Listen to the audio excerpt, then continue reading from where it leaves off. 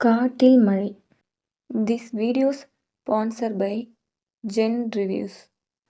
அழகான ஒரு காட்டுல ஒரு காகம், கிளி, குருவி, புறா, கழுகு இந்த எல்லா பறவைகளும் ஒரு பெரிய மரத்துல கூடு கட்டி வாழ்ந்து வந்துச்சுங்க.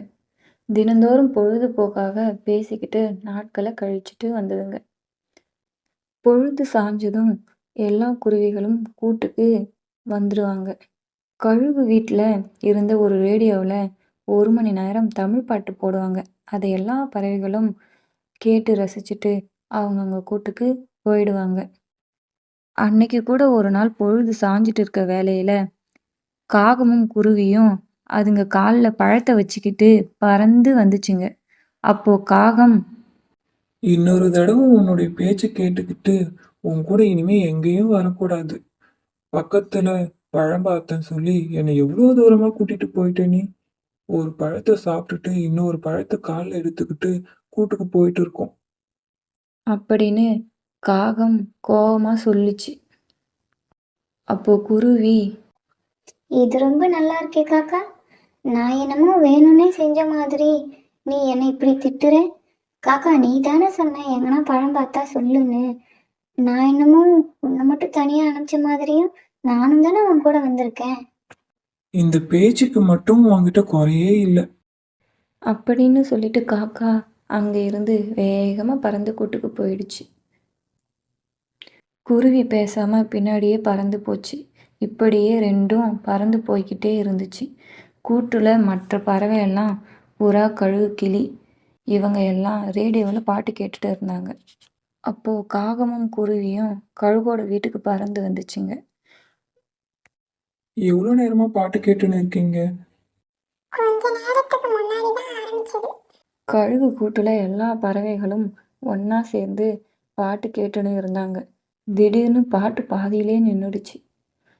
சற்று முன் கிடைத்த செய்தி: வங்கக்கடலில் காற்றழுத்த தாழ்வு உருவாகி இருக்கிறது. அதனால் கனமழை பெய்யும் என வானிலை அறிக்கை தெரிவித்துள்ளது. அனைவரும் எச்சரிக்கையாக இருக்கவும், வீட்டை விட்டு யாரும் வெளியே வர வேண்டாம் என கேட்டுக்கொள்ளப்படுகிறது. இப்பொழுது உங்களுக்காக பாடல் ஆரம்பிக்கிறது, கேட்டு மகிழுங்கள் அப்படின்னு சொன்னவுடன் பாட்டு மறுபடியும் ஒலிக்க ஆரம்பிச்சது. வெளியே பலத்த காற்றுடன் கூடிய இடி, மின்னல், மழை பெய்ய ஆரம்பிச்சது. சிக்னல் சரியாக கிடைக்காம ரேடியோவில் பாட்டு நின்றுடுச்சு. கழுகு ஜன்னலை திறந்து பார்த்துச்சு. அப்போ வானிலை சரியில்லை என்று தெரிந்ததும், நண்பர்களே, அவங்க கூட்டுக்கு போயிட்டு பத்திரமா இருங்க. அடிக்கடிக்கு வெளியே எட்டி பார்த்து நிலைமை எப்படி இருக்குன்னு தெரிஞ்சுக்கோங்க. எல்லாரும் பத்திரமா அவங்க கூட்டுல போயிட்டு இருங்க.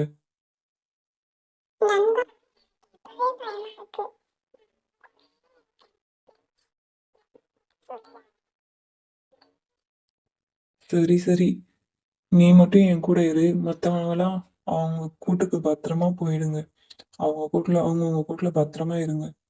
அப்படின்னு சொல்லி மற்ற பறவைகளை அவங்கவுங்க கூட்டில் இருன்னு சொல்லி அனுப்பிச்சி வச்சுது. எல்லா பறவைகளும் பறந்துக்கிட்டே அது கூட்டுக்கு போயிடுச்சுங்க. ஒவ்வொரு பறவைகளும் அவங்கவுங்க கூட்டில் ஜன்னல் பக்கத்தில் கேண்டில் ஏற்றி வச்சுட்டு ஜன்னல் வழியாக வெளியே எட்டி பார்த்தாங்க. வெளியில் பயங்கரமாக மழை பெஞ்சிக்கிட்டே இருந்துச்சு. காற்றும் அடிச்சிட்டு இருந்துச்சு. அதனால் மரங்கள் எல்லாம் காற்றுல ஆடிட்டு இருந்துச்சு.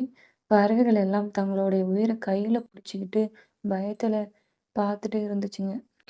இது என்னடா இப்படி இருக்கு? சுனாமி வரும் போல வந்துச்சுன்னா அவ்வளோதான். இது கூட இந்த இடி மின்னல் காத்து வேற ரொம்ப பயமுறுத்துது. ஐயோ, வெள்ளம் வந்து நம்ம வீடு முழுக போகுதே. இப்போ வேற வழி இல்லை. மேல இருக்க நம்ம நண்பர்கள் வீட்டுக்கு, யார் வீட்டுக்குன்னா போக வேண்டியதுதான். அப்படின்னு நினச்ச காகம் குருவி வீட்டுக்கு பறந்து போச்சு. குருவி, குருவியே, உள்ள இருக்கியா? கதவை தர. மழை வேற பயங்கரமா பெய்யுது. என்னோட கூடு மழையில முழுகிடுச்சு. அப்படின்னு வெளியே இருந்த காகம் கத்தின்னு இருந்துச்சு. காகம் சத்தம் கேட்டதும் குருவி வெளியே வந்து எட்டி பார்த்துச்சு. காக்கா உள்ளே போகிறதுக்கு முன்னாடியே வெள்ளம் அதிகமாகி குருவி வீடு வரைக்கும் வந்துடுச்சு. அதனால் காகம், குருவி ரெண்டும் மழையில் நனைஞ்சிக்கிட்டே ஒரு மரக்கிளையில போயிட்டு நின்னுச்சுங்க. ஐயையோ! குருவி, உன்னுடைய கூடும் வெள்ளத்துல முழுகிடுச்சே! வேற வழி இல்ல. அந்த கழுகு வீட்டுக்கு போவோம். எனக்கும் அதே தான் தோணிட்டு இருக்கு காக்கா. அப்படின்னு காகம், குருவி கழுகு கூட்டுக்கு வந்துச்சுங்க. கழுகு அதோட கூட்டுல புறாவை கொன்னு அதோடைய அடுப்புல சமைச்சு சாப்பிட்டுன்னு இருந்துச்சு. பாவம், என்ன பத்தி தெரியாது இந்த புறா. என் கூட்டுலயே இருக்கான்னு சொல்லி மாட்டிக்கிச்சு. அநியாயமா அதோட உயிரை விட்டுடுச்சு. ஆனா என் பசி தீர்ந்துடுச்சு. வெளியே வேற ரொம்ப மழையா இருக்கு. அதனால குளிருக்கு இதமா இந்த புறா கறி ரொம்ப ருசியா இருக்கு. அப்படின்னு சொல்லிட்டு இருக்கும்போதே வெள்ள நீர் அதிகமாயிட்டே போயிட்டு இருந்துச்சு. காத்தும் அதிகமா அடிச்சிட்டு இருந்துச்சு. அப்போ காக்கா, குருவி, கிளி கழுகோட வீட்டுக்கு வந்து எல்லா பறவைகளும் எவ்வளோ கத்தியும் கழுகு கதவையே திறக்கல. உள்ள கழுகு புறாக்கறியை ரொம்ப ருசிச்சு சாப்பிட்டுன்னு இருந்துச்சு.